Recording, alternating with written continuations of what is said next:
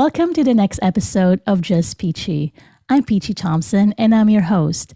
Just Peachie is a show where I interview experts and leaders in finance, insurance, and taxes. I also have a lifestyle section where we talk about everything and anything under the sun. Today's speaker is someone who is passionate about educating people on the financial consequences of the opioid epidemic.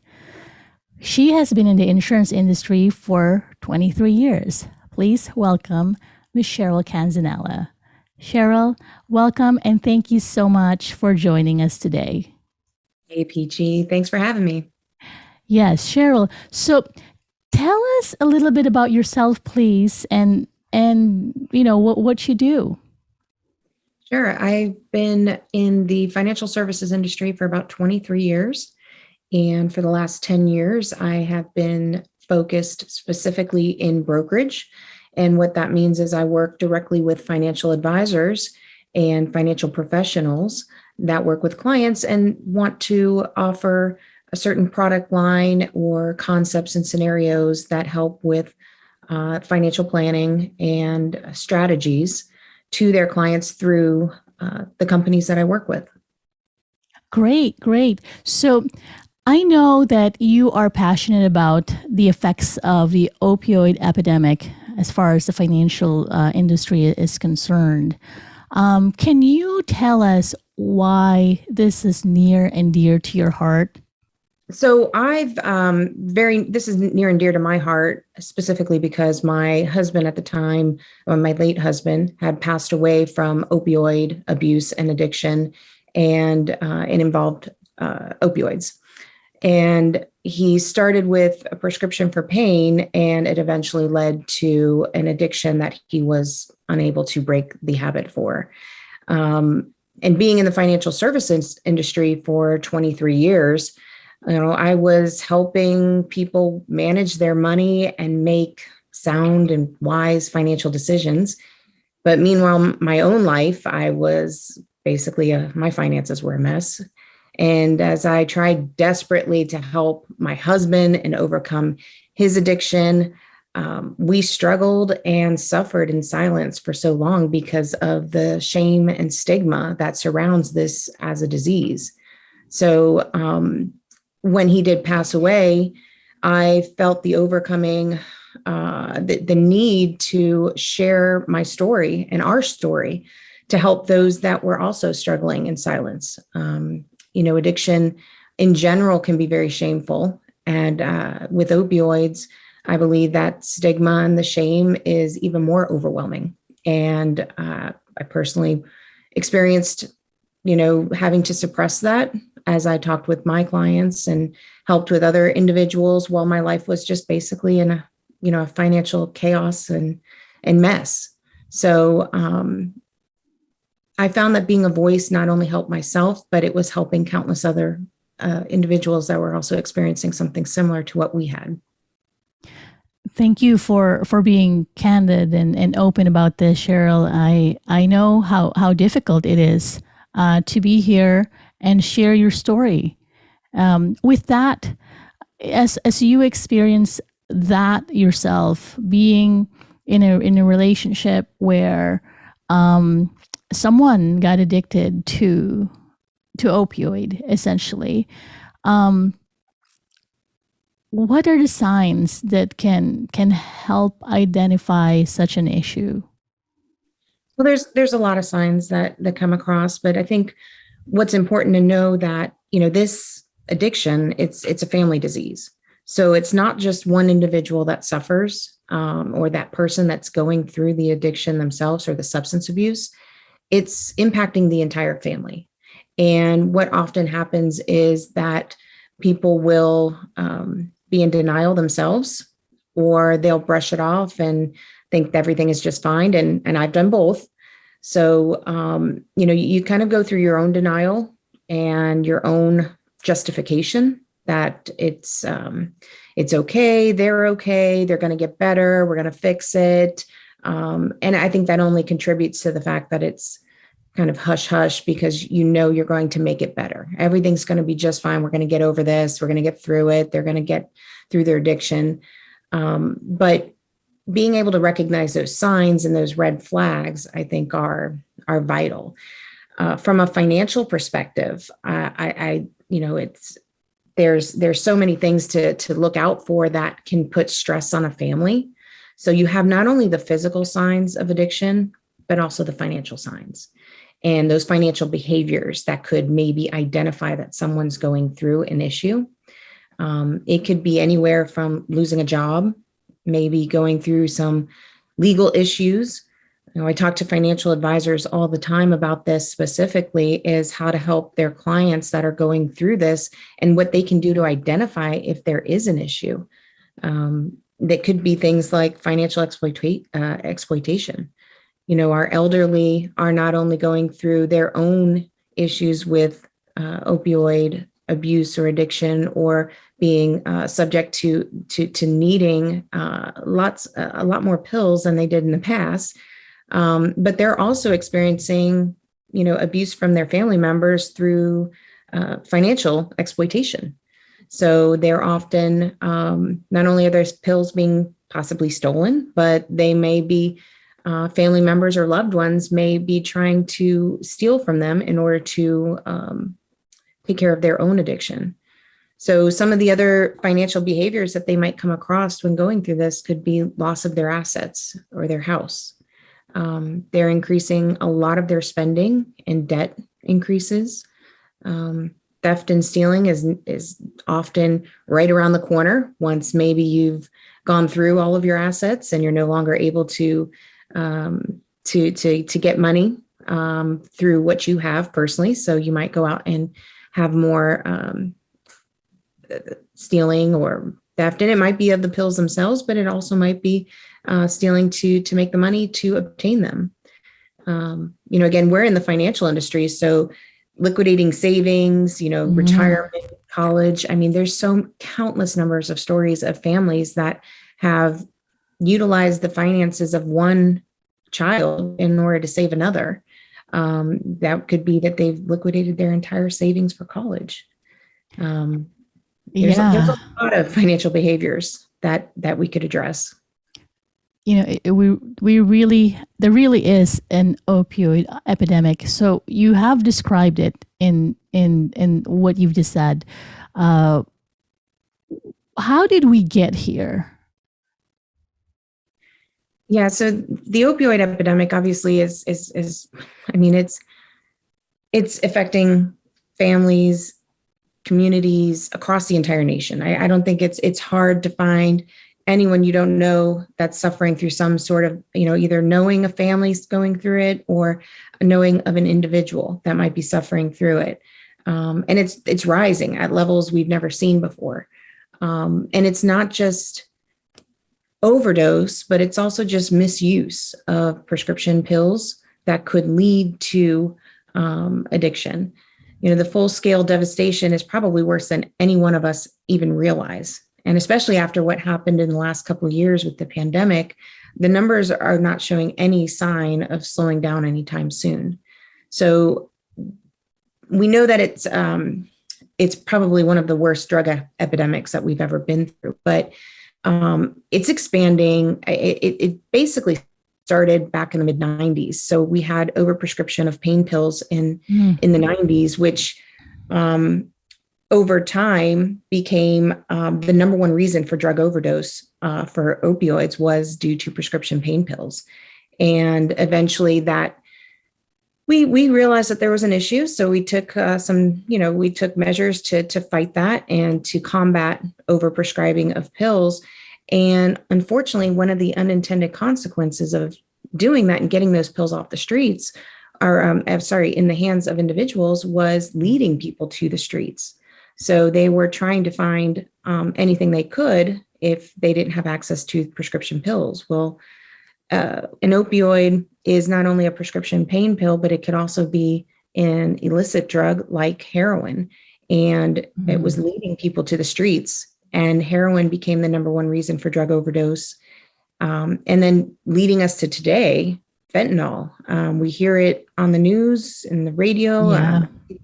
It's unfortunate because fentanyl is not only being found within heroin, but it's also being found in other pills that are made illegally that have nothing to do with opioids. So sometimes people don't even know that they're ingesting it or even getting near it. And it's 50 to 100 times more potent than heroin. That is very scary. That is very scary. And clearly, we are in a crisis mode. And you have been educating people about this crisis. How is this time different? What is different this time around? Well, I think, what addiction isn't anything new. This has been around for quite some time. But I think with the opioid epidemic, what is different with this is families are not only in just crisis mode, but they're often suppressing things. As I mentioned, we were facing fear, stigma, and shame. We did everything that we could to not let anyone know what we were going through. And personally, I think I know that was a big mistake, because there are so many resources out there available to you. And this epidemic just continues to grow at a skyrocket with the number of people being affected by it. So it's important to talk to financial professionals and other professionals that can help you with resources. I think it's often hard to think about what is the connection between what we're going through with the opioid epidemic and what we do in the financial services industry. And the main thing is knowing that, we're not going to, from an advisor standpoint, we're not going to be able to stop you from, accessing and liquidating your money to try to save your son or daughter. I mean, that's just not going to happen. We're not going to stand in the way, but we might be able to help you and guide you to the most tax efficient way to access your money, or maybe the way penalty free. Maybe instead of having to pay large penalties to access your money, we might be able to direct you, or maybe we might be able to help you liquidate assets in the proper manner, or even go as far as help you research how to get help. There's a lot of facilities out there, and we spent an enormous amount of money trying to get help. And for anyone going through this, they know that when their loved one wants to get help, you've got to drop everything to make sure that they get help right away. So you don't have time to research a lot of places, and they may not all be in the best interest of your loved one. So, and it could cost $10,000, $30,000 just for 30 days. And that's a pretty big amount of money to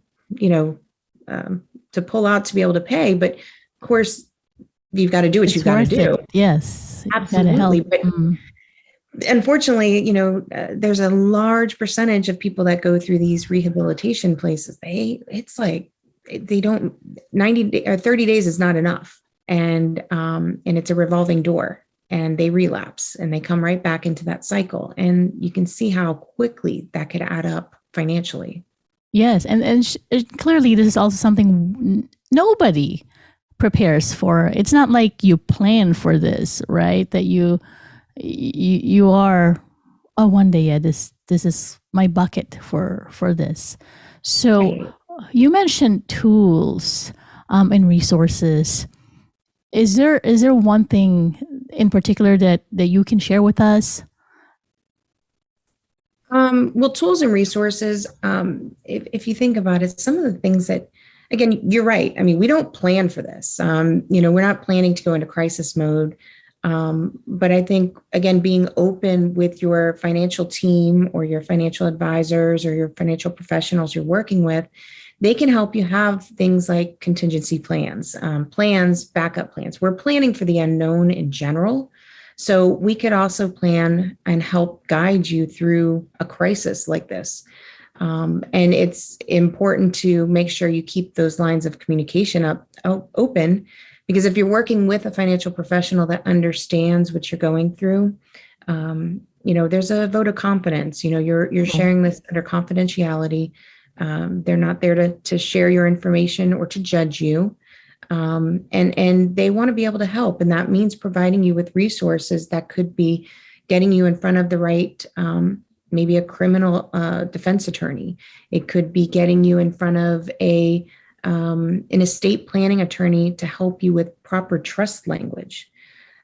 Again, by not sharing that your family is going through a crisis like this, you might think that you only have a couple choices, and that might be just removing your son or daughter from the legacy of the family or your will. And that might not be the only option you have.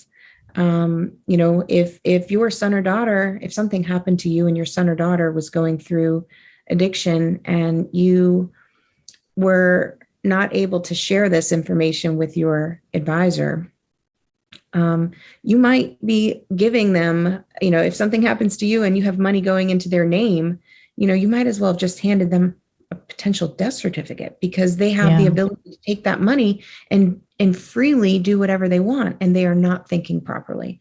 They are not in the right state of mind. And so by doing that, if you could talk with an advisor, they can provide you with the resources to speak to the right, estate planning attorney. There is language that you can add to a trust in order to limit the ability of your loved one to spend money. And you can make requirements like saying they have to go through certain steps in order to get help, and you can fund that help. So you can actually help them go towards the right direction if that's the direction that they want to go. But you could keep the money out of their hands if that's not the direction they want to go. Go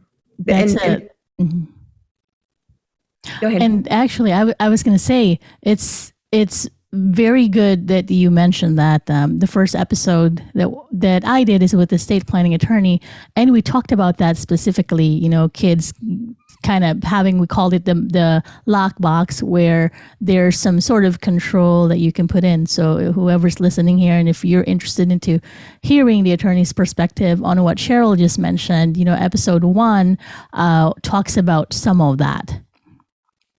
So I'm sitting here listening to what you're saying, Cheryl, and I'm sure someone is watching us or listening and thinking, that stigma is very, very hard to overcome, especially in the affluent market. I should say, if a family is high profile, or maybe they're just not accustomed to having eyes on them.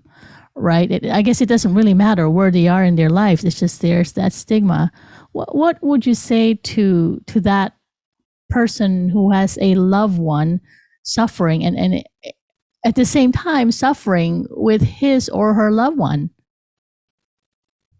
Yeah, here's the thing, especially the affluent. If you look at, money can buy a lot of things, but it's not going to buy you protection from drug or alcohol addiction, and oftentimes money and society and status that we go through, it may pave the way for fueling that fire or creating that cycle that's going to impact not just the family, but also the family wealth, and could, in fact, impact your wealth for generations to come in the future.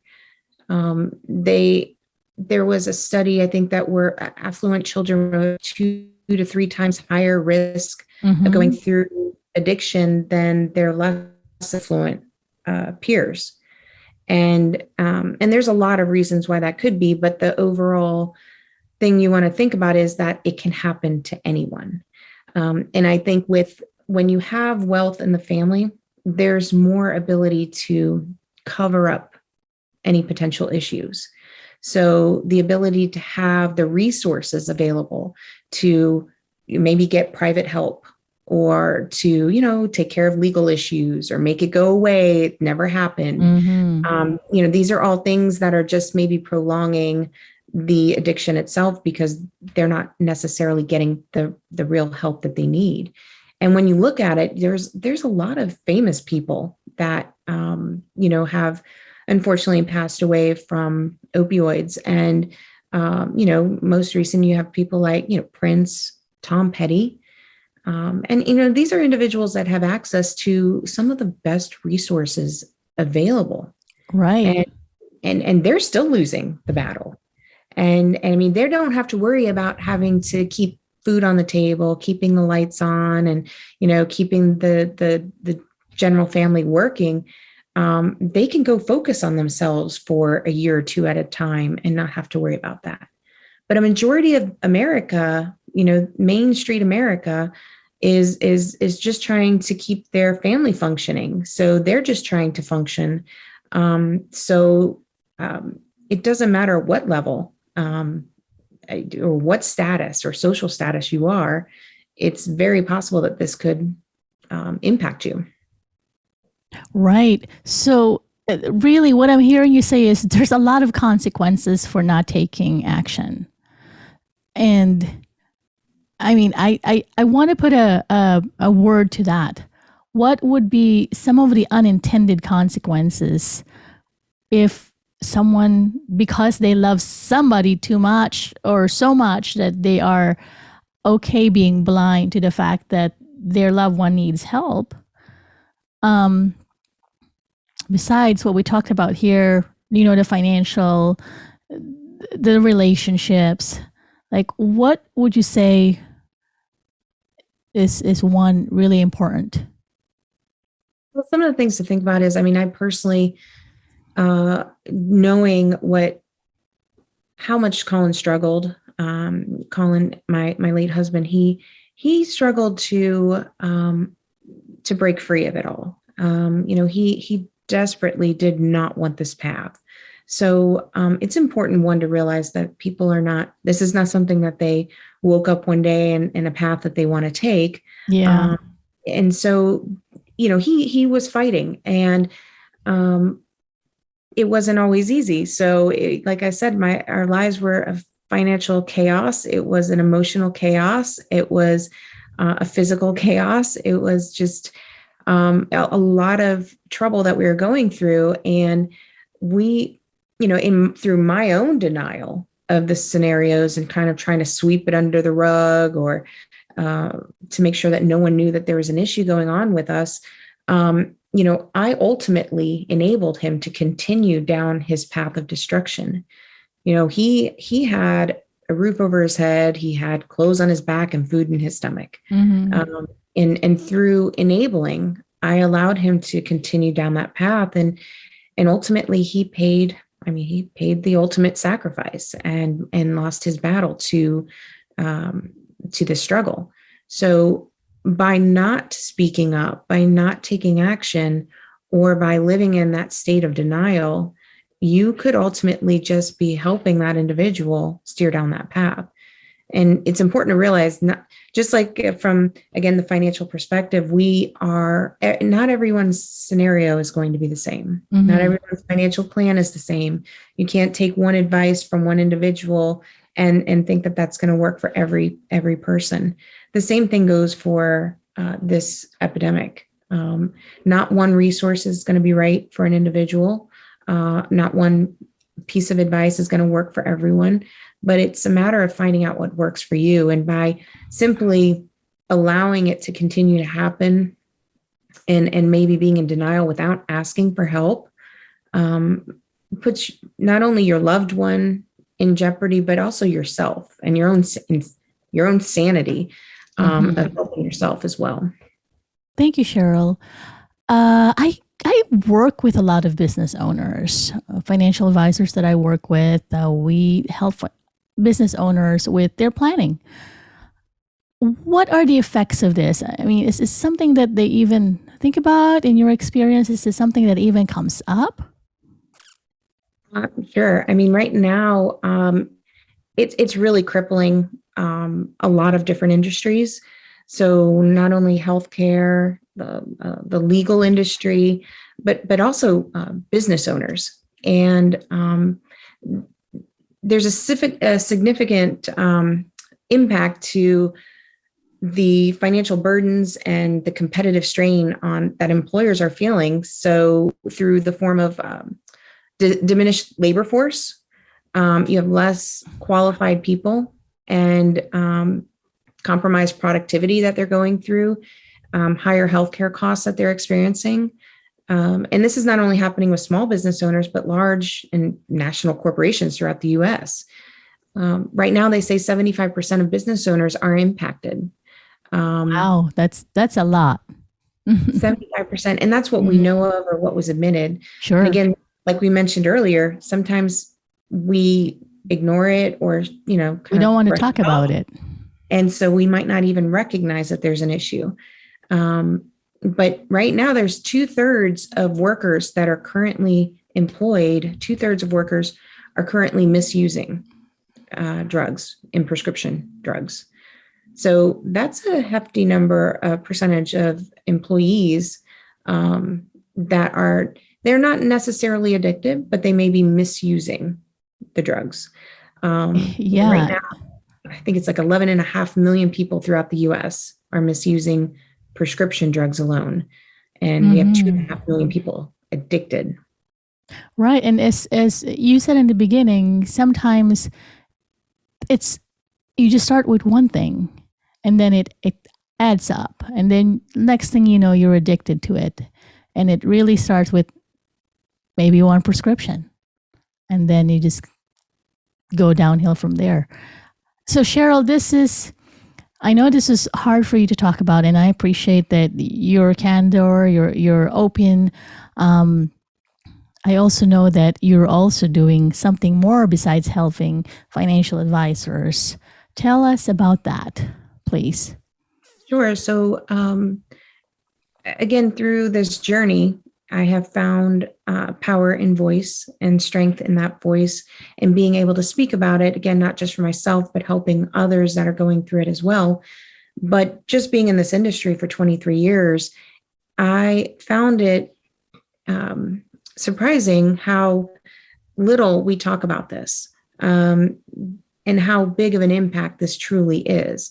So my goal has been to educate financial advisors on what the epidemic is and how we got here, but also how to identify a client that may be struggling within their family or themselves through addiction, but also to help them with how to communicate, how to ask the right questions, how to have the conversation in a non-threatening way, and how to provide proper resources, not just for financial planning strategies, but also for resources like we mentioned before, like strategic alliances with attorneys or therapists, or helping with finding a rehabilitation location.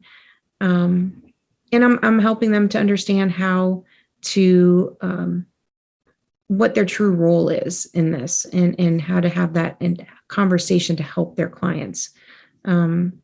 As financial advisors, we are kind of we may be the first ones to see that there might be an issue through erratic financial behavior. And it's important to know that clients are not necessarily thinking clearly and not making sound financial decisions, especially in a crisis, when they're in crisis mode trying to save a loved one. But I'm going right now building educational courses to not only help financial advisors, but to help clients also understand the importance of communicating this with your financial advisor. That is powerful. Do you have a website yet for that, or is that under construction at this point? I have my website. Right now it's just my name, CherylCanzanella.com, and it will have more information on it soon as well. Perfect. So people can go there, check it out. If they want to get in touch with you, they can go through that site and ask away. Cheryl, I appreciate you. I appreciate your friendship and you coming on the show and talking about your personal experience. It means a lot to me. And I know that by doing this, you are helping a lot of people who may be going through the same things that you've gone through. So thank you. I appreciate it a lot. Appreciate the opportunity, Peachie. Thank you. All right. Thank you. I'll talk to you later. All right. Bye. Information shared during the show are opinions of the speakers. They are not legal, financial, or tax advice specific to you. Consult your own specialist, attorney, accountant, financial planner, or insurance advisor for your specific situation.